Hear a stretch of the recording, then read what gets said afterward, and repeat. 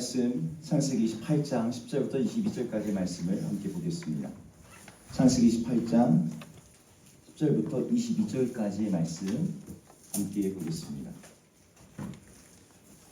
우리 함께 교독해서 읽을까요? 같이 읽겠습니다.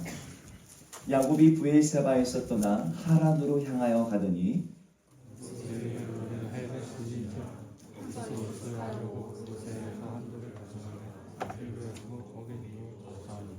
꿈에 본즉 사닥다리가 땅 위에 서 있는데 그 꼭대기가 하늘에 닿았고 또 본즉 하나님의 사자들이 그 위에 오르락 내리락 하고 본즉 여호와의 그 위에 서 있으되 나의 여호와니 너의 조부 아브라함의 하나님이요 이삭의 하나님이라 내가 너의 남의 땅을 내게 주시리니 내 자손이 땅의 티끌같이 되어 내가 서쪽과 동쪽과 북쪽과 남쪽으로 퍼져 나갈지며 땅의 모든 족속이 너와 내 자손으로 말미암아 복을 받으리라. 내가 너와 함께 있어 내가 어디로 가든지 너를 지키며 너를 이끌어 이 땅으로 돌아오게 할지라. 내가 너에게 허락한 것을 야곱이 잠이 깨어 이르되 여호와께서 과연 여기 계시거늘 내가 알지 못하였도다. 이에 들어와 이르되 들었도다 이곳이여 이것은 내 하나님이 아니요 야곱이 아침에 일찍 일어나 베개로 삼았던 돌을 가져다가 기둥으로 세우고 그 위에 기름을 붓고 그것의 이름을 베델이라고 하라. 그의 이름은 미스더라. 야곱이 서원하여 이르되 하나님이 나와 함께 계셔서 내가 가는 이 길에서 나를 지키시고 먹을 떡과 입을 옷을 주시어 내가 평안히 아버지 집으로 돌아가게 하시면 여호와께서 나의 하나님이 되실 것이요 내가 기둥으로 세운 이 돌이 하나님의 집이 될 것이요 하나님께서 내게 주신 모든 것에서 10분의 1을 내가 반드시 하나님께 드리겠나이다 하였더라. 아멘. 할렐루야. 아멘. 할렐루야. 아멘. 네. 예배 가운데 오신 여러분들을 주 이름으로 환영하고 축복합니다. 여러분 야곱 이야기를 우리 지난주부터 함께 보고 있는데요. 야곱의 이야기를 가지고 나눌 수 있는 우리 말씀, 그다음에 사건, 그 사건을 우리가 뽑으라고 한다면 거의 20개 가까운 장면들을 우리가 뽑아낼 수가 있습니다. 그런데 야곱의 이야기 중에 가장 흥미로운 장면을 두 군데를 뽑으라고 하면 하나는 약곡강에서 하나님을 만나서 씨름하는 장면이고요. 또 하나의 장면이 바로 이날 베델에서 잠을 자다가 하나님을 만나는 장면이에요. 성경에서 어떤 사람이 하나님과 만나는 것은 그 사람으로 하여금 그의 인생을 이전과는 완전히 다르게 바꿔놓습니다. 이 만남이 주는 충격이 얼마나 강렬한지 한 사람의 존재를 완전히 뒤흔들어놔요. 여러분의 인생에서 그런 하나님과의 만남이 있었는지 없었는지 모르겠어요. 하지만 만나고 난 다음엔 분명하게 before and after가 나눠지게 됩니다. 야곱의 경우에도 그랬어요. 야곱의 경우에 야곱의 인생을 선명하게 나누는 자리가 몇 군데가 있었는데 그 중에 한 곳이 바로 이곳. 자기 아버지 브엘세바의 그 고향을 떠나서 삼촌 라반이 살고 있는 저 바단 아람 지역의 하란이라고 하는 곳으로 가던 도중에 하나님을 만난 이곳이 야곱에게는 그러한 순간이었습니다. 자, 배경을 좀 볼 필요가 있어요. 야곱이 왜 지금 하란이라는 곳으로 가고 있었을까요? 야곱은 이 오늘 읽은 본문 직전에 천인공노할 만한, 천인공노까지는 아니고 하여튼 가족 사이에서 해서는 안 되는 그런 나쁜 짓을 합니다. 뭐냐면 형의 이름으로 형의 모습으로 분장을 하고 들어가서 아버지의 축복을 대신 받은 거예요. 아버지의 축복을 대신 받자 이 에서가 완전히 더 이상은 이제 이 감당할 수 없는 우리 전문 용어로 네?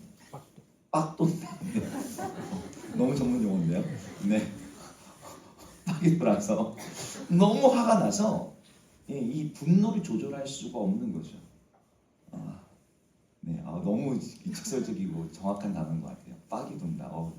네, 상상도 못했던 단어인데 자기 이 야곱에 대한 증오와 미움이 하늘에 상쳤습니다. 그래서 이 동생 야곱을 더 이상 이제 그냥 둘 수가 없는 거예요. 쟤를 죽여야겠다. 그런데 최소한의 양심이 있어서 아버지 이삭이 살아있는 동안에는 형제끼리 죽이는 거는 그건 할 수가 없고, 아버지가 죽으면, 아버지가 이제 나이가 많으니까 아버지가 돌아가시면 형제고 나발이고 야곱부터 죽여야겠다, 이 결심을 했어요. 근데 그 마음을 엄마 리브가가 알아차렸습니다. 리브가는 자신의 두 아들이 다투다 못해 서로 죽이는 어떤 이 지경까지 이어질 것을 염려한 나머지 둘 중에 한 명을 보내려고 합니다. 집에 떠나보내게 하는 거죠. 야곱이죠. 야곱을 자기 오빠가 살고 있는, 자기 오빠 라반이 살고 있는 하란으로 피신시키기로 한 거예요. 근데 그냥 보낼 수는 없잖아요. 명분이 있어야 됐습니다. 명분이 뭐였냐면 야곱을 결혼시켜야겠다는 거였어요. 이 이삭과 리브가의 장남이었던 에서는 이미 야곱이 아직 결혼 안 했는데 결혼을 몇 번 했어요. 아내가 여러 명 있었습니다. 아내를 여러 명 뒀는데 그 아내들이 다 어떤 아내들이었냐면 가나안 여자들이었어요. 그래서 아버지 이삭, 어머니 리브가는 그 며느리들이 마음에 안 드는 거죠. 뭐 외모가 마음에 안 들었습니까? 뭐가 마음에 안 들었겠습니까?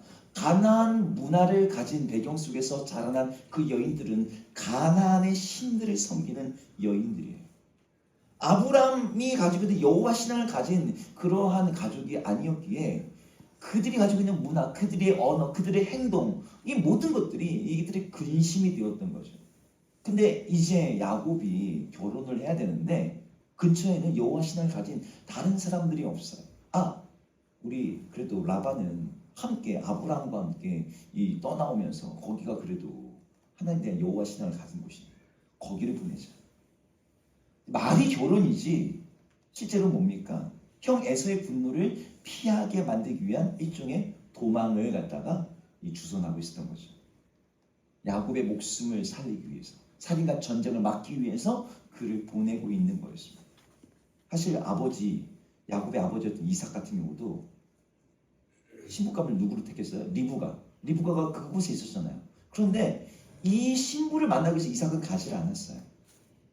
신부를 만나기 위해서 가라거나 혹시 만나러 오라는 얘기가 있어도 절대 보내지 않겠다고 했거든요. 이삭을 직접 보내지 않았습니다. 직접 그 신부가 와야 된다라고 그렇게 조건을 걸었어요. 왜? 아브라함이 떠나왔던 그 땅으로 다시 돌아간다는 것은 하나님의 약속의 땅을 떠나는 것이고 하나님의 약속의 땅에서부터 벗어나는 것이기 때문에, 그리고 과거로 예전으로 세상으로 가는 것이기 때문에 너는 그 일을 하면 안 된다라고 이삭에게 얘기를 했었거든요.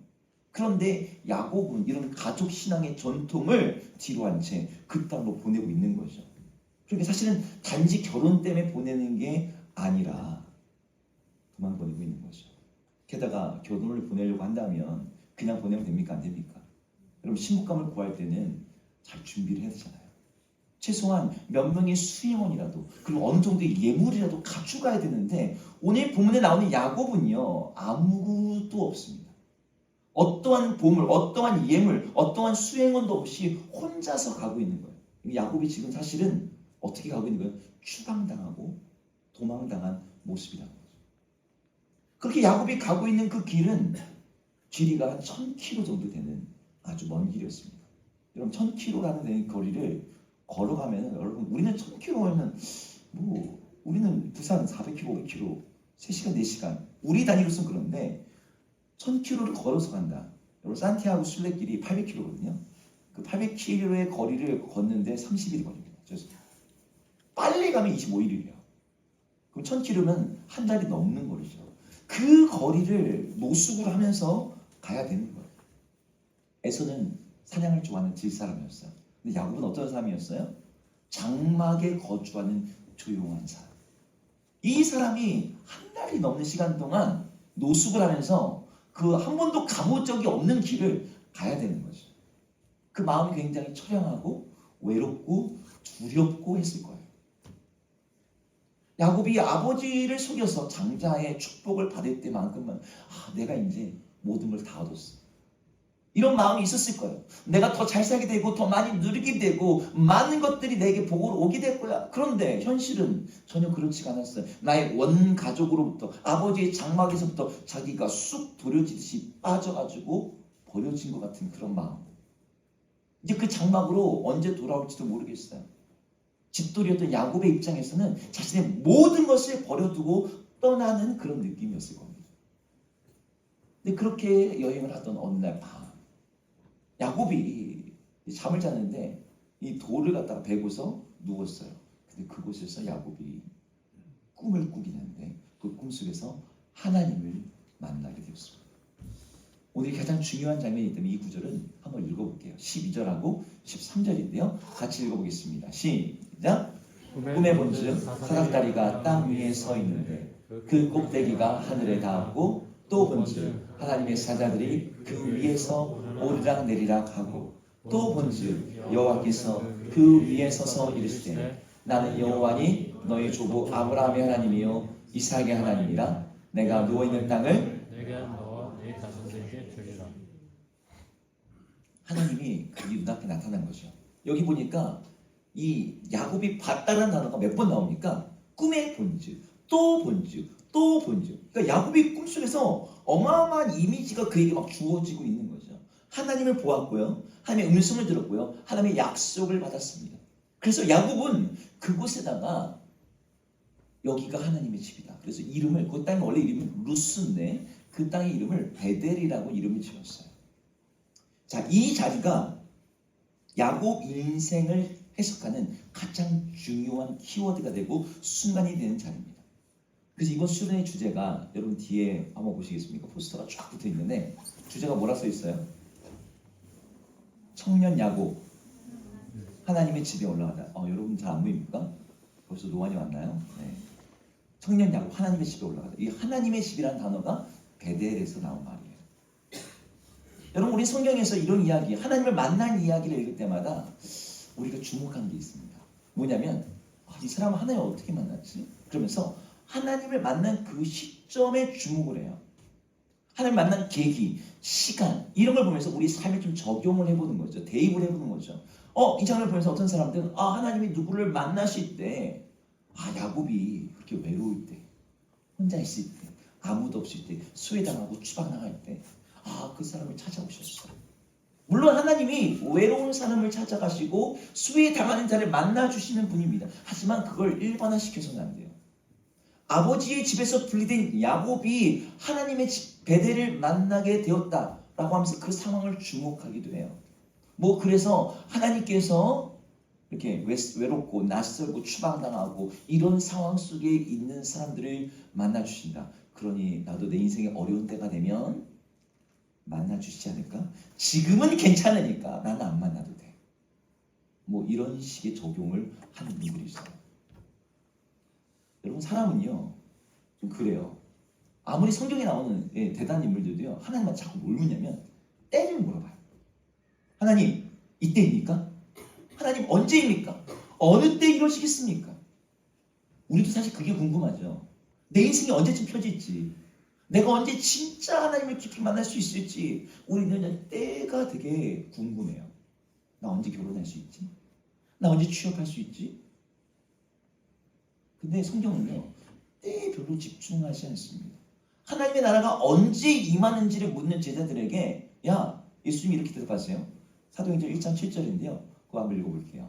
여러분 때 궁금할 때마다 이 구절 생각하시면 되겠습니다. 읽겠습니다. 시작! 이르시되 때와 시기는 아버지께서 자기 권한에 두셨으니 너희가 알 바 아니니. 네, 때와 시기는 하나님께서 자기의 권한을 주셨대요. 하나님 이제 된 것 같은데 왜 아직도 안 되죠? 내 생각은 그런데 때와 시기는 누구의 권한? 하나님의 권한. 그러니까 우리의 질문은 때에 집중되어서는 안 돼요. 하나님 언제까지입니까? 우리의 질문이 되어서는 안 돼요. 그건 하나님의 권한이에요. 하나님이 정말 만난 사람들의 해야 되는 질문은요 다른 것이죠. 성경에 사울이 왜 예수님을 다메섹으로 가던 그때에 만났을까요? 몰라요. 왜 아브라함은 75세 때 하나님의 부르심 받았을까요? 왜 모세는 80살 늙은 할아버지가 됐을 때 하나님의 부르심을 받았을까요? 몰라요. 왜 그때인지. 그냥 우리는 뒤에서 아마 이래서 이랬을 거라고 해석하는 것이 성경에 딱 그때만한 이유를 얘기하지 않습니다. 성경이 주목하는 것은 시점이 아니거든요. 하나님이 그 사람을 어떻게, 왜 만나셨냐가 중요한 거예요. 야곱의 이야기도 마찬가지입니다. 하나님이 야곱을 왜 만나주셨고 어떻게 만나주셨냐는 거죠. 만남의 시점과 장소보다 더 중요한 것은 만남의 방식이에요. 그것이 갖는 의미가 훨씬 더 크거든요. 사실 하나님이 야곱을 만나실 때 아브라함을 만나셨던 것처럼 아브라함을 하나님이 어떻게 만났죠? 여러분 아브라함이 하나님 어떻게 만났는지 아십니까? 성경에 그 구체적인 정황이 기록되어 있지 않습니다. 내용이 어느 시점, 어느 장소, 어느 때 정확히 몰라요. 그냥 아브라함이 하나님의 음성을 들었어요. 너는 내 친척 아비 본토 고향 집을 떠나서 내가 너에게 지시한 땅으로 가라. 그 음성이 그게 들려왔습니다. 그리고 그 말씀에 순종해서 갔던 거예요. 바울은 빛 가운데서 하나님을 만납니다. 너무 빛이 광채가 그의 눈에 비쳤고 그가 뭐 어떻게 할 수가 없었어요. 모세는 좀 더 정확하죠. 떨기나무에 임한 불 가운데서 우리 하나님을 만났어요. 제 질문은 이겁니다. 왜 야곱은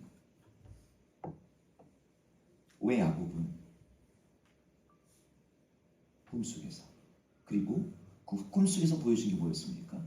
하늘과 땅을 잇는 사다리 속에서 하나님을 만났어요. 하나님이 야곱 만나실 때 야곱아 내가 너를 향한 계획이 있어. 내가 너와 함께 할 거야. 너와 동행할 거야. 너를 축복해 줄 거야. 내가 반드시 너를 돌아오게 할 거야. 지금 말씀해 주셔도 되잖아요. 하나님 나타날 수도 있어요. 근데 굳이 하나님이 야곱한테 보여주시는 게 있었어요. 그게 뭐냐면 사다리예요. 사다리가 저 위로부터 아래까지 천사들이 오르락 내리락 하는 하늘과 땅을 잇는 그 사다리가 나타나는 거죠. 왜 보여주셨을까요? 그거를. 이게 오늘 저의 질문입니다. 하나님이 얼마나 높은 곳에 계신지 그거 보여주려고 야 내가 이렇게 높은 곳에 있어. 야 저 밑에서 하나님 저 높은 곳에 계시구나. 저기 올라가려면 무섭겠는데? 힘들겠는데? 뭐 이런 생각하라고 하나님이 사다리 보여주셨을까요? 제가 이 질문을 가지고 성경을 읽고 주석을 찾아보는데 여기다 답을 하는 주석이 하나도 없어요. 사다리가 무엇인지, 사다리 의미가 뭔지 뭐 이런 것들을 설명하는데 왜 하필 사다리를 야곱에게 보여주시냐는 거죠. 근데 하나님 보여주시는 것은요. 이유 없이 보여주시는 게 없습니다. 이유 없이 나타나는 게 없어요. 왜 하나님이 야곱을 만나실 때 사다리 환상을 보여주는지를 말해준 힌트가 이 17절에 나옵니다. 야곱의 말인데요. 한번 읽어보겠습니다. 17절 말씀이 읽어볼게요. 시작. 이에 두려워하여 이르되 두렵도다. 이것은 다름 아닌 하나님의 집이요 이는 하늘의 문이로다 하고 여기 나오는 이 두 단어를 한번 주목해 보세요. 하나님의 집. 또 하나 뭐예요? 하늘의 문이라는 단어. 자, 이걸 보고 혹시 연상되는 게 없습니까? 창세기 28장 이전의 이야기 중에서 하나님의 집, 하늘의 문과 연결되는 어떤 연상되는 뭔가 없습니까? 창세기 11장에는 이 단어가 나오거든요. 하늘의 문이라는 단어가 나옵니다. 창세기 6장에도 나옵니다. 창세기 6장에서는 하나님이 하늘의 문을 여사 비가 40일 동안 내리기 시작했다. 그렇게 시작돼요. 창세기 11장에 가면은 하늘의 문이라는 단어가 직접 우리 눈에는 안 보여요. 우리 번역 그렇게 안 해놨으니까. 그런데 하늘의 문이라고 불리는 거대한 문명이 하나 나옵니다. 바벨탑이라고 불리는 문명. 바벨탑의 원래 이름이 뭐죠? 저랑 하늘 본 성경 하신 분도 알잖아요. 바벨탑의 원래 지명 이름 뭐예요? 바벨론이죠. 네, 바벨론의 뜻이 뭐예요? 하늘의 문이에요. 그러니까 창세기 6장과 창세기 11장에는 하늘의 문이 계속해서 나옵니다. 그리고 오늘 창세기 28장 가서 하늘의 문이 또 나오는 거예요. 앞에 나오는 그 하늘의 문은요, 홍수로 모든 인류가 멸망되는 문이 열리는 문이었습니다. 심판의 문이었죠. 근데 두 번째 문은 어떤 문이었어요? 모든 인간들이 거대한 도시를 만들고 거대한 신전 지구라트를 만들면서 거기에 구운 벽돌로 역청을 발라서 어떠한 비가 와도 결코 침수되지 않는, 홍수에 멸망하지 않는 문명을 만들겠다. 그게 바벨론이었습니다. 근데 그 바빌론이 높아지고 높아져서 이름을 하늘의 문이라고 지은 거예요. 우리가 하늘까지 닿겠다는 거죠. 그런데 하나님 보시기에는 그게 너무나 낮아. 그래서 하나님이 직접 내려와야 됐습니다. 아이고, 보이지가 않네. 일종의 유머죠. 내려와서 봤는데 너무 낮아. 그래서 하늘의 문이라고 부르는 그 바벨론을 하나님이 흩어버리십니다. 사람의 언어를 갖다가 나누시고 흩어버리셨다. 그래서 그 이름이 혼잡하게 됐다는 뜻의 바벨이 되었어요. 이 바벨탑 사건은 사람의 노력으로, 사람의 도시 문명과 기술과 연합으로, 그리고 그들이 만든 거대한 국고와 문명과 농경의 어떤 생산력을 가지고 하늘에 닿고자 하는, 하나님의 약속과 하나님의 심판에 갖다 거스리고자 하는 세상 문명을 하나님이 어떻게 심판하시는지를 보여주는 이야기가 바벨탑 이야기예요. 그리고 하늘의 문은 닫혔죠. 사람들은 흩어졌습니다. 이 모든 게 전설처럼 되었어요. 그런데 오늘 야곱이 바로 그 하늘의 문이라는 단어를 다시 언급하고, 그리고 하나님의 집이라는 단어도, 여러분 하나님의 집이라는 단어도 마찬가지예요. 우리는 하나님의 집이라고 번역했지만 고대인들은 그냥 신의 집이라고 번역했겠죠. 고대 신의 집이라고 불리는 그러한 공간들이 있었습니다. 지구라트, 메소포타미아에 있는 그 수많은 도시에 있는 지구라트들. 고대 메소포타미아에는요, 주요 도시의 중심에 지구라트라고 불리는 신의 집, 신전이 있었어요. 그리고 그 집에 있는 곳에 신들이 거하고 있는 거죠. 신이 우리 도시에 있어.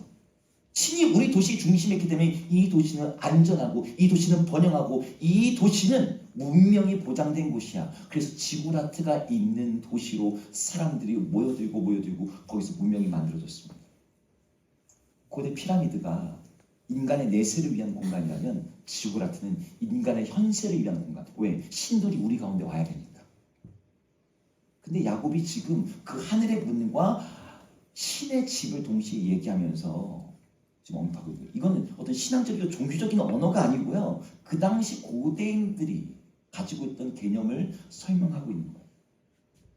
바벨, 하늘의 문, 신의 집, 지구라트. 그건 그냥 과거의 전설만이 아니라 지금도 여전히 사람들이 모이는 곳에서 사람들이 대화하면서 실질적인 장소로서 만나고 실존하고 있는, 지금 야곱이 가고 있는 그 하란 땅에 지구라트가 있어요. 지금 그곳에 가고 있는 거죠. 바벨이 무너졌고 바벨이 실패했는데도 불구하고 사람들의 마음에 여전히 사람의 힘과 노력으로 하늘의 문을 만들고 하늘에 닿고자 하고 하는 그런 욕망이 사람들의 마음속에 가득해 있었거든요. 에서도 마찬가지고 야곱도 마찬가지였어요. 에서는 아브라함 가문의 자녀로 태어났지만 그는 바벨의 문화와 바벨의 방식에 완전히 사로잡혀 있던 사람입니다. 여러분, 바벨을 만든 사람이 누구죠? 성경에 보면 그 사람 이름이 나옵니다. 바벨을 만든 사람 이름이 니무롯이에요. 니무롯에 대한 설명이 창세기 10장 8절 9절에 나오는데 한번 읽어보겠습니다. 창세기 10장 8절 9절입니다. 읽겠습니다. 시작. 구스가 또 니무롯을 낳았으니 그는 세상의 첫 용사라. 그가 여호와 앞에서 용감한 사냥꾼이 되었으므로 속담에 이르기를 아무는 여호와 앞에 니무롯같이 용감한 사냥꾼이로다 하더라. 요 뒤에 구절에 니무롯이 바벨을 지었다 라는 말이 이어져요. 그런데 니무롯에 대한 설명 중에서 재밌는 게 뭐냐면 그는 용감한 사냥꾼이라는 표현이에요. 이 단어 많이 보지 않았습니까? 방금? 우리 지난 시간 보지 않았습니까? 비슷한 단어 나오죠. 에서는 익숙한 사냥꾼이에요. 용감하다는 단어하고 익숙하다는 단어는 히브리 언어로 다르긴 있는데 뉘앙스가 너무 비슷해요. 익숙하다가 프로페셔널하다는 뜻이거든요. 남다른 뜻이에요. 용감하다도 마찬가지 그런 뜻입니다. 남다른 사냥꾼이요. 그러니까 에서는 바벨을 건축했던 니무롯과 매우 유사한 사람인 거죠. 자기의 힘으로 자신의 세상을 만들고 하나님께 하늘까지 닿겠다고 하는 그러한 생각을 가진 사람의 표본이 에서이자 니무롯이었어요. 근데 야곱은 지난 시간에 봤지만 그러지 않았죠. 야곱은 어떤 사람이었어요? 하나님의 축복을 간절히 바라는 사람이었습니다. 장자권을 바라는 사람이었어요. 아브라함의 하나님이, 이삭의 하나님이 나의 하나님이 되기를 그 무엇보다 원했던 사람이에요. 그런데 그가 이제 다른 땅으로 가야 되는 거예요. 추방을 당하게 됐어요. 하나님 지금 어디 계셔? 부엘세바. 자기 아버지 이삭과 함께 거하시는 분인데 그분이 내가 지금 가는 땅은 저 하나님이고 거긴 다른 지구라트가 있고 거긴 다른 신들이 있는데 나는 이제 개밥의 도토리야. 하나님이 거기까지 오실 리도 없고 장자권이 이건 축복이니 이제 아무 소용도 없어 라고 생각하던 바로 그때 하나님이 그렇게 오신 거예요. 그게 사다리 환상 가운데 나타나셨어요. 여기 나온 사다리라는 단어가 술람이라는 단어인데 우리 뒤에 포스터에 보면 계단이 되어 있죠. 이 술람이라는 단어는 계단이라는 뜻도 있습니다. 그러니까 사다리나 계단이나 같은 거예요. 포스터로 잘 표현한 한 겁니다. 근데 야곱이 본 이 하늘로 이어지는 사다리와 이 계단은 하늘의 문이 되고 하나님의 집으로 연결되는 이 계단은 사람이 벽돌을 쌓아서 역청을 발라서 만들어내는 그러한 집, 그러한 계단, 그러한 사다리가 아니었어요. 이 사다리는 사람들이 협력해서 만들어낸 도시 문명이 건축해내는 그런 것들이 아니었어요. 그 사다리는 오직 하나님께서 만드시고 하나님의 천사들이 오르락 내리락 하고 하나님께서 이 야곱 위에 펼쳐주신 그러한 사다리였던 거죠. 그러니까 이 내용을 정리하면 이런 겁니다. 이 뒤에 하나님이 뭐라고 약속하시냐면 야곱에게 나는 아브라함의 하나님, 이삭의 하나님이다. 네가 놓은 이 땅을 너와 네 자손에게 줄 것이다. 네 자손이 티끌같이 될 것이다. 모든 족속이 너로 말미암아 너의 자손으로 말미암아 복을 얻게 될 것이다. 내가 너와 함께 있으며 너를 지킬 것이며 너를 이끌 것이며 너를 돌아오게 할 것이다. 내가 너에게 약속한 이 모든 걸 이룰 때까지 나는 너를 떠나지 않을 것이다. 라고 하나님이 아브라함이 하셨던 약속을 야곱에게 또 하십니다. 그런데 이 맥락 속에서 이 말씀이 어떤 뜻이 되냐면 야곱아, 하늘의 문에 닿는 거, 세상에서 높아지는 거, 세상에서 안전해지는 거, 세상에서 위대해지는 것, 세상에서 이름을 내는 것은 바벨의 방식이 아니야. 세상에서 익숙한 사냥꾼이 되고 용감한 사냥꾼이 되는 것에 의해서 그 일이 결정되지 않아. 네가 형과 경쟁해서 그걸 얻을 수 있는 게 아니야. 아무리 힘을 모아서 높은 탑을, 건축물을, 위대한 어떤 뭘 만들어내도 그렇게 바벨을 갖다 쌓아 올려도 그것은 무너집니다. 하늘의 문은 그렇게 열리지 않는다. 오히려 하늘의 문을 만들고 그 사다리를 내리고 너로 하여금 그곳으로 이끄는 존재는 바로 나다. 내가 너를 이끌고 내가 너를 지키고 내가 너를 돌아오게 하고 내가 너와 함께 할 것이다. 내가 하늘의 문을 열고 하늘의 집을, 나의 집을 만드는 존재다. 이게 하나님께서 오늘의 이 사다리 환상 속에서 말씀하시고 있는 맥락인 거죠. 야곱이 그 하나님을 거기서 본 거예요. 여러분들이 이 이야기를 읽을 때 어떤 생각이 듭니까? 저는 이 이야기를 묵상할 때 캔들이라고 하는 이 사람이 만든 되게 유명한 행복사다리라고 하는 거 여러분 제가 얘기한 적 있었나요? 행복사다리 10칸짜리 사다리가 있어요. 그래서 사람의 행복지수를 맨 밑에 층부터 10번째 칸까지 정해놓는 거죠. 그래서 당신은 지금 종합적으로 볼 때 어느 자리에 있습니까? 아주 행복한 사람은 이제 한 8, 9 이 정도에 있는 거죠. 그리고 정말 비참한 사람들은 2, 1 이 정도에 있는 거예요. 그럼 그 정도에 있는 사람들은 너무 삶의 질이 낮은 거죠. 근데 이것을 결정하는 수많은 요소가 있다. 이 사람이, 이 캔들이라는 사람이 전 세계 모든 나라의 사람들의 행복지수를 다 매년마다 이제 이 단체에서 조사를 해요. 여러분 세계 행복지수 이런 거 있죠? 그게 여기서 만들어내는 거예요. 그럼 거기에 영향을 주는 게 뭐냐? 건강, 친구, 문화, 가족, 그다음에 국가, 마인드, 연봉, 많은 요소들이 있어요. 그걸 가지고 행복 사다리의 칸을 갖다가 이제 만들어내고 그걸 높이기도 합니다. 또 우리들도 여러분의 행복지수 어떻게 하면 높아지죠? 여러분이 딱 머릿속에 떠오르는 거 어떻게 하면 여러분 행복해집니까? 통장? 네. 여러분들이 지금 받는 연봉의 2배를 받으면 사다리가 한 칸 이상 올라갑니다. 여러분의 연봉의 2배를 받으면 한 칸이 올라간대요. 돈, 또 여러분 너무 사랑해주는 누군가를 만나면 정말 내 인생의 그 배우자고 저 이러면 2칸 이상이 올라간답니다. 2칸. 네, 자녀 뭐 이런 2칸. 또 건강한 취미 뭐 이런 것들도 우리를 높여주죠. 내가 살고 있는 지역의 어떤 특성들 이런 것도 나를 올려줍니다. 그런데 그런 것들을 통해서 우리는 우리도 역시 하늘의 문까지 닿으려는 그런 사다리를 우리가 스스로 세우고 그 사다리 위로 올라가려고 하는 성향이 우리에게 있어요. 난 지금 5번째 칸에 있는데 10번째 칸까지 가야 되는데 그럼 뭐가 필요해? 돈이 필요해. 직장이 필요해. 나에게 좋은 배우자가 필요해. 나에게 이런 좋은 취미가 필요해. 나에게 좋은 친구가 필요해. 좋은 공동체 필요해. 많은 걸 얘기하지만 그게 결국 뭐예요? 내가 세상에서 말하는 그 바벨의 방식하고 차이가 없어요. 똑같이 내가 내 힘 가지고 올라가야 되는 거죠. 그런데 하나님이 야곱의 환상을 통해서 말씀하시는 것은 그게 아닌 거예요. 야, 너 그게 너를 높여주지 못해. 그것이 너에게 참 만족을 주지 못해. 그거 잠깐이야. 그것이 너희들로 하여금 하늘의 문, 천국의 문까지 이르게 하는 것이 아니다. 내가 너희를 이끌고 내가 그 통로를, 그 문을, 그 사다리를 만들고 그 층계를 만들어서 너희를 인도하는 존재야. 이게 오늘 야곱의 환상 속에 나타난 사다리의 첫 번째 의미예요. 여러분의 인생을 참으로 행복하게 하실 분이 하나님이라는 걸 여러분 믿으십니까? 믿으십니까?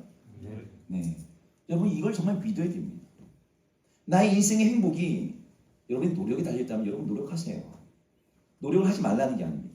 근데 내 인생의 참된 행복이 하나님께 달려있다. 우린 그걸 믿는 사람들이거든요. 우리 인생이 가장 불행하게 만드는 핵심적인 원인이 뭐예요? 죄잖아요. 우리를 죽음과 사망의 노예로 살게 만드는 그 강력한 힘, 죄의 힘. 돈을 아무리 벌어도, 아무리 건강해도, 아무리 좋은 배우자가 있어도 이 죄가 모든 걸 다 망쳐버려요. 근데 이 죄의 문제를 해결할 수 있는 유일한 분, 그분이 하나님 한 분이시죠. 우리를 이 죄로 자유하게 하시고 이 죄를 용서해 주시고 이 죄의 저주로부터 우리를 해방해 주시는 분. 여러분 그 예수님, 그 하나님을 믿고 그분 안에서 참된 행복을 누리기를 주 여러분 축복합니다. 아멘. 근데 오늘 저는 이 사다리 환상에서 더 인상적인 건 두 번째예요. 사다리 환상 속에 하나님이 나타나신, 사다리를 통해서 나타나신 이유가 13절에 나오는데요. 13절 한번 읽어보겠습니다. 13절 읽겠습니다. 시작. 또 즉 여호와께서 그 위에 서서 이르시되 나는 여호와니 너의 조국과 이스라엘 하나님이라 내가 너로 있는 땅을 내가 너의 자손을 주게 하리라. 여기에 하나님의 축복과 약속이 그 뒤에 쭉 이어지는데요. 자, 이거 질문. 여러분 찾으시면 제가 선물 드리겠습니다. 하나님께서 야곱한테 지금 축복하시면서 말씀하시는데 이 말씀을 하는 장소가 어디입니까? 하나님이 말씀하시는 장소. 여기 하나님이 말씀하시는 장소 어디입니까? 여호와께서 그 위에 서서 말씀하세요. 그럼 자, 여기 위에 그 위가 어딜까요? 사다리, 그죠? 네. 보통 이 말을 사다리 위에 서 계신 곳으로 해석을 합니다. 하나님이 사다리 위에서, 사다리 꼭대기층에서, 계단의 맨 위층에서 이야기하시는 거죠. 야, 내가 너에게 이렇게 복 줄 거야. 근데 그럼 이 히브리어 단어, 위에라는 단어가 R이라는 단어예요. R. 네. 이 R이라는 단어가 뜻이 1번 뜻이 위에, 앞에 이런 뜻입니다. 2번 뜻이 뭐냐면 곁에, 가까이라는 뜻이에요. 그래서 창세기 16장 7절은 똑같은 단어인데 샘 곁에, 창세기 24장 3절에서는 낙타 곁에, 같은 단어를 다 곁으로 번역했어요. 근데 사람들은 그냥 이 구절을 자기도 모르게 1번 뜻으로 해석해요. 하나님께서 그 위에 서서 이르시되, 왜? 세상의 신들은 다 그런 존재니까. 저 높은 곳에서 얘기하는 그런 게 신이니까. 그냥 그렇게 번역을 해버리는 거죠. 자기도 모르게. 그런데 여기 영어 성경 버전에, 제가 찾은 영어 성경 5개 버전에서는 이 구절을 그 위에 서서 above it이라고 번역해 놓지 않고 beside him이라고 번역했습니다. 무슨 말이냐면 주님께서 그의 곁에 서서 그에게 말씀하셨다. 하나님이 사다리 저 높은 곳에 말씀하신 게 아니라 야곱에게 내려오셔서 지금 그 옆에 서가지고 말씀하고 계신다는 거예요. 뭐라고? 내가 너와 함께 할 것이며 네가 어디로 가든지 너를 지켜줄 것이며 내가 너를 다시 이 땅에 데려올 것이다. 내가 이 모든 약속을 이룰 때까지 너를 떠나지 않을 것이다 라고 지금 야곱 곁에 서서 말씀하고 계시는 거죠. 야곱이 꿈에 본 그 사다리는요, 하늘과 땅을 잇는 그런 어떤 의미로서 주어진 것이 아니라 하늘에 계신 하나님께서 이 땅에 있는 야곱 옆에 지금 내려오시기 위해서 그 사다리를 지금 야곱에게 보여주고 계시는 거예요. 야, 내가 저 높은 곳에, 아니면 저 위에서 막 먼 곳에 있다고 너 생각했지? 아니야.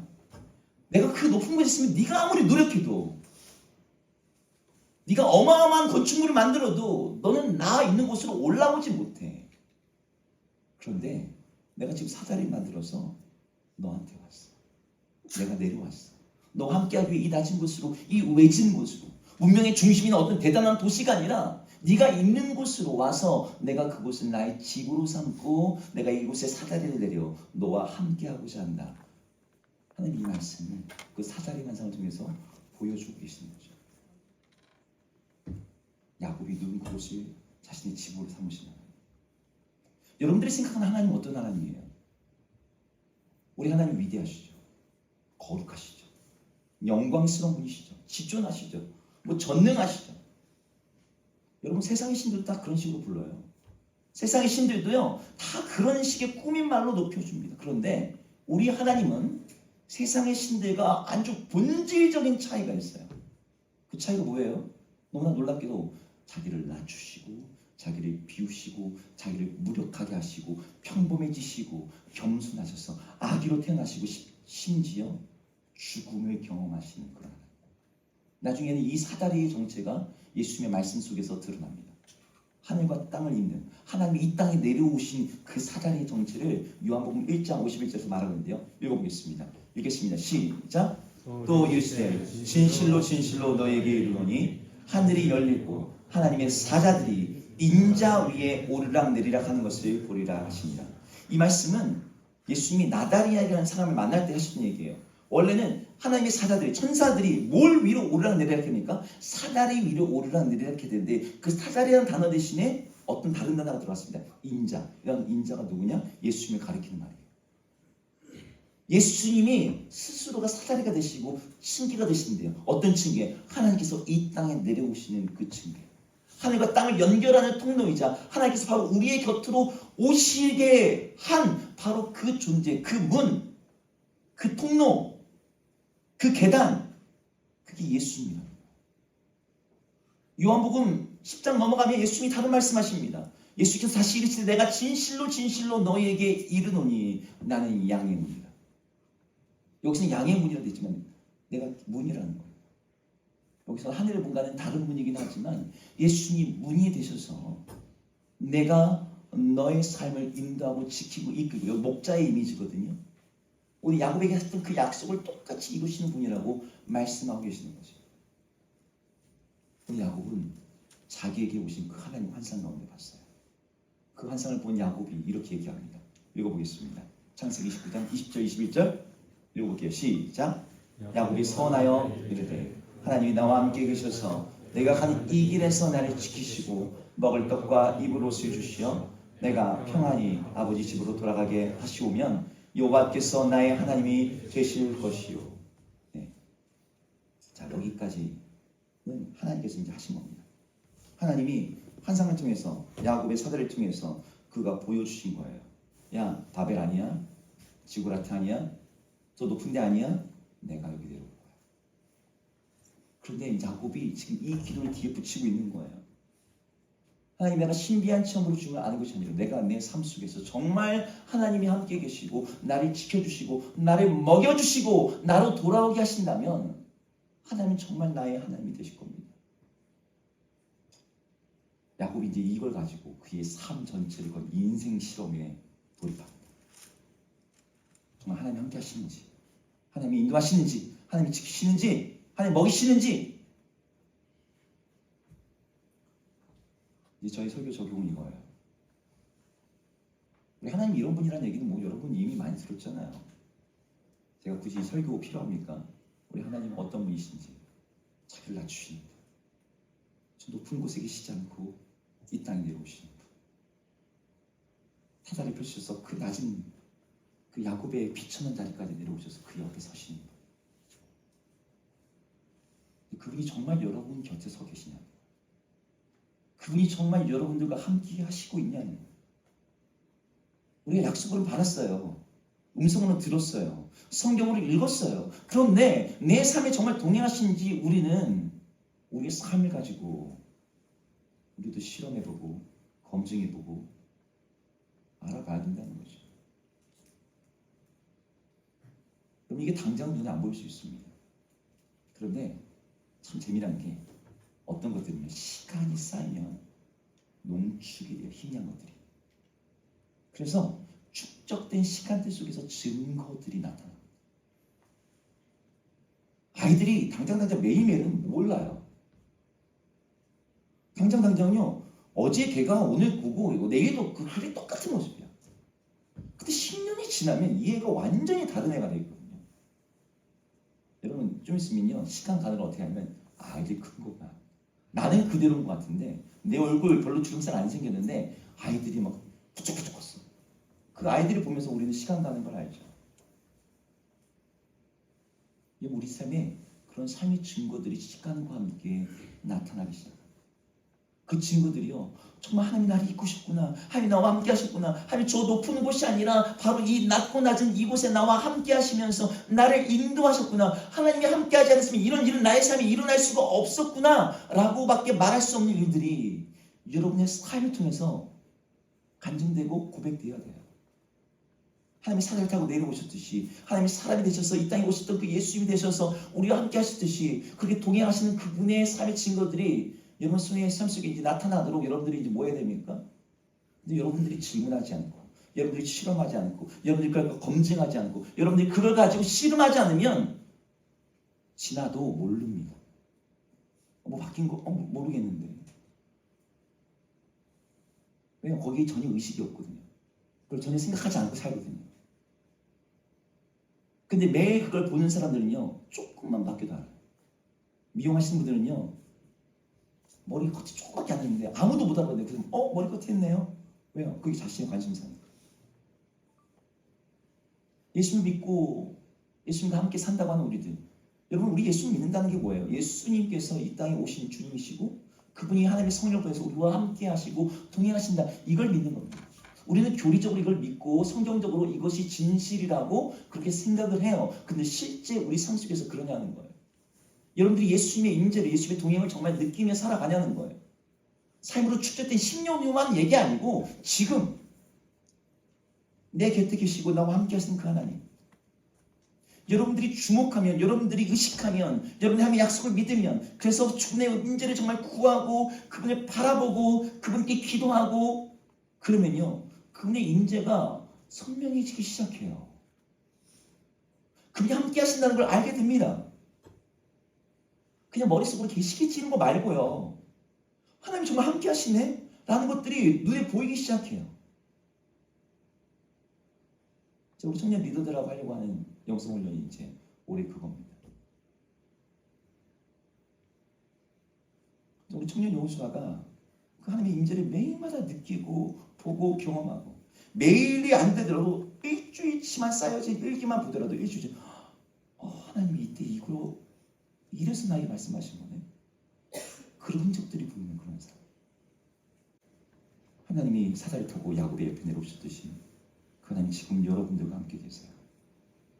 이제 그 하나님을 여러분들이 같이 바라보면서, 야곱이 돌을 세웠거든요. 거기다 기름을 부으면서 이곳이 이제 하나님의 집이 될 것이며 하나님 나의 하나님이 될 것이며, 그렇게 말했던 것처럼 여러분들 여러분의 삶에 오신 그 하나님을 그냥 하나님 함께 계시겠지 라고 하는 막연한 그런 믿음이 아니라 여러분 삶의 분명한 결단의 돌들을 세우시고, 그래서 하나님 정말 나와 함께 하시는 친구들을 내 삶에 보여주십시오. 내가 그렇게 주님과 동행하며 주님이 나의 하나님이심을 내가 증거하기 원합니다 라고 말하는 우리 모든 청년들에게 주의로 축복합니다. 네.